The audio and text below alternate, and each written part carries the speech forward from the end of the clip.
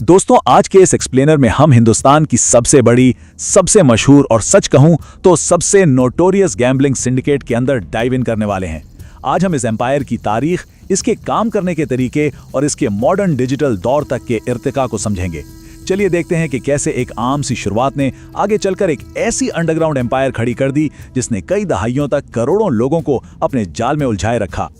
हम इस पूरे सफर को स्टेप बाय स्टेप ट्रेस करेंगे। कैसे एक अनएक्सपेक्टेड डेटा वैक्यूम ने एक बिजनेस मॉडल को जन्म दिया और कैसे एक टाइम पर छोटा सा फिजिकल सेटअप आज के दौर का एक मल्टी करोड़ डिजिटल हेडेक बन चुका है। तो चलिए शुरुआत करते हैं बिल्कुल बेसिक से। और सच में ये सोचना ही हैरत अंगेज है कि कैसे इंटरनेशनल ट्रेड ने डायरेक्टली हमारी मुकामी अंडरग्राउंड इकोनॉमी को फ्यूल किया।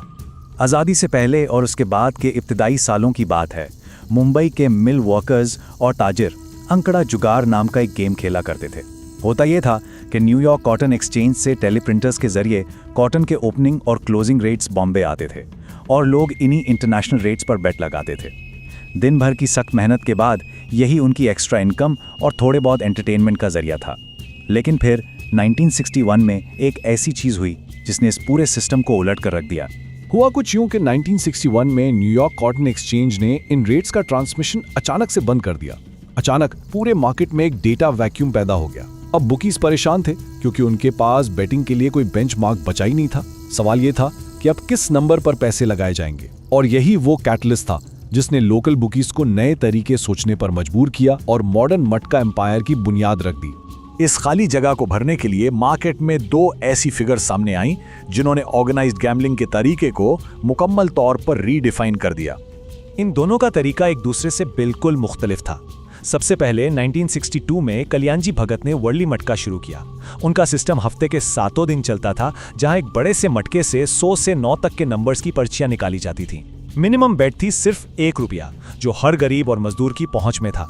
दूसरी तरफ थे रतन खत्री, जो पहले एक्चुअली भगत के ही मैनेजर हुआ करते थे। उन्होंने 1964 में अलग होकर अपना न्यू वर्ली मटका लॉन्च किया। खत्री का स्टाइल थोड़ा एक्सक्लूसिव था। उन्होंने इसको सिर्फ 5 दिन रखा, बिल्कुल न्यूयॉर्क मार्केट की तरह, और पर्चियों की जगह प्लेइंग कार्ड्स का इस्तेमाल शुरू किया, जिन्हें ड्रॉ के फौरन बाद पब्लिक के सामने फाड़ दिया जाता था। ये उनका एक एब्सोल्यूट मास्टर स्ट्रोक था। अब पब्लिक के सामने कार्ड्स को कंप्लीटली डिस्ट्रॉय करने के इस एक्ट ने एक बहुत अहम चीज अचीव की, और वो थी ट्रस्ट। देखिए, एक मल्टी $1 मिलियन का अंडरग्राउंड सिंडिकेट चलाने के लिए सबसे जरूरी चीज पैसा नहीं, बल्कि अवाम को यह यकीन दिलाना है कि गेम मैथमेटिकली फेयर है। खातरी ने इस ट्रस्ट को बिल्ड करने के लिए एक brilliant step by step mechanism बनाया। खेल कुछ ऐसे होता था।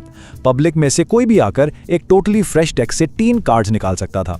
मिसाल के तौर पर कार्ड्स आए 1, 4 और 7। इनका टोटल बना 12। अब सिंपली इसमें से पहला डिजिट यानी 1 को हटा दिया जाता और आखिरी डिजिट यानी 2 विनिंग नंबर बन जाता।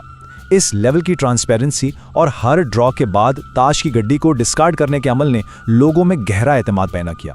लोगों को लगने लगा कि मैनिपुलेशन का तो कोई चांस ही नहीं बचा। और इन बेट्स पर रिटर्न कितना था, ये फिगर वाकई माइंड ब्लोइंग है। अगर किसी का एग्जैक्ट ट्रिपल नंबर गेस सही निकल आता तो उन्हें 1 रुपए की बेट पर पूरे 900 रुपए तक का रिटर्न मिल सकता था।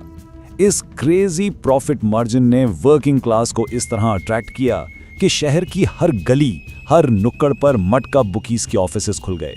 लेकिन जैसा कि हम जानते हैं, इस मैसिव वेल्थ के पीछे एक बेहद तारीख और कम्युनिटी के लिए तबाहकुन हकीकत छुपी हुई थी। अगर हम इस डाइकोटोमी का ऑब्जेक्टिव तज्जिया करें तो वाज़े होगा कि फ़वाइद और समाजी नुकसानात में ज़मीन आसमान का फ़र्क था। एक तरफ करीम लाला जैसे underworld dons in gambling dens को अपने गैंग्स के लिए as a recruitment ground use कर रहे थे। ये डेंस उनके लिए रेडी कैश का बहुत बड़ा जरिया थे, जिससे वो स्मगलिंग और वेपन्स की खरीदो फरोख्त फंड करते थे। जबकि दूसरी तरफ आम मिडिल क्लास घरानों की पूरी सेविंग ज़ीरो हो रही थी और फैमिलीज़ में खौफनाक हद तक इंस्टेबिलिटी और बर्बादी फैल चुकी थी। इस सोसाइटी को जो कीमत चुकानी पड़ी वो लफ्ज़ों में बयान करना मुश्किल है। लोग अपनी पूरी तनख्वाहें इस एडिक्शन में हार जाते थे, और जब कोई अपना कर्ज नहीं चुका पाता था तो बुकीज निहायत वायलेंट और जानलेवा तरीके से वसूली करते थे। कत्लो गारत आम हो चुकी थी। अंडरवर्ल्ड का पैसा बिना किसी रोक टोक के बढ़ रहा था, और सबसे दर्दनाक बात यह थी कि एक्सटॉर्शंस का शिकार होने वाले आम आदमी के पास जस्टिस के लिए कोई कानूनी रास्ता था ही नहीं।